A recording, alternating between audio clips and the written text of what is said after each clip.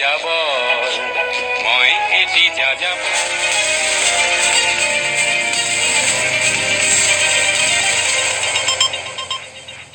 স্বাগতম বাতৰি বাছলৈ আৰু আজি সুধাকণ্ঠ ভূপেন হাজৰিকাৰ অষ্টম সংখ্যক মৃত্যুবাৰ্ষিকী উত্তৰ গুৱাহাটীৰ ৰাগশ্ৰী সংগীত মহাবিদ্যালয়তো গীতে মাতে স্মৰণ কৰা হৈছে ভাৰতৰত্ন ডক্টৰ ভূপেন হাজৰিকাক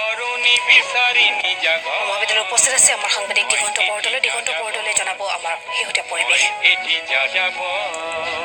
আজি সুধাকণ্ঠ ডক্টৰ ভূপেন হাজৰিকাৰ অষ্টম মৃত্যুবাৰ্ষিকী আৰু এই মৃত্যুবাৰ্ষিকীত আজি প্ৰতিজন ভূপেন হাজৰিকা অনুৰাগীয়ে প্ৰাণৰ শিল্পীগৰাকীক শ্ৰদ্ধাৰে স্মৰণ কৰিছে আৰু মই বৰ্তমান উপস্থিত আছোঁ উত্তৰ গুৱাহাটীৰ ৰাগশ্ৰী সংগীত মহাবিদ্যালয়ত।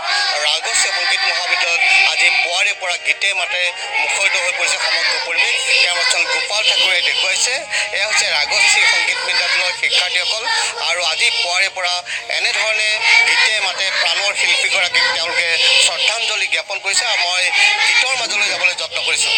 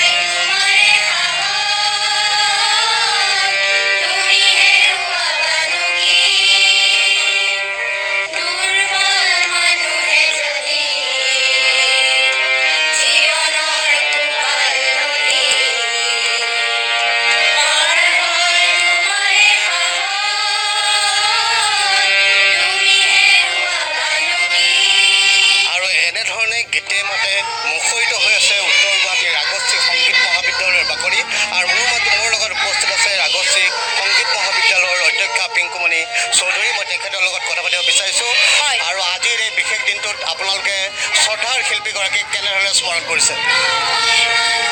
আজি দিনজোৰা কাৰ্যসূচীৰে ৰাগশ্ৰী সংগীত মহাবিদ্যালয়ৰ ছাত্ৰ ছাত্ৰীসকল অভিভাৱক আৰু আমাৰ শিক্ষক শিক্ষয়িত্ৰীবৃন্দই ভূপেন হাজৰিকাৰ গানৰ ওপৰত আমি চৰ্চা অব্যাহত ৰাখিছোঁ আৰু দিগন্ত বৰদলৈ আপোনাক ধন্যবাদ জ্ঞাপন কৰিছোঁ আৰু এইদৰে ৰাজ্যৰ ভিন্ন প্ৰান্তত সুধাকণ্ঠক স্মৰণ কৰা হৈছে।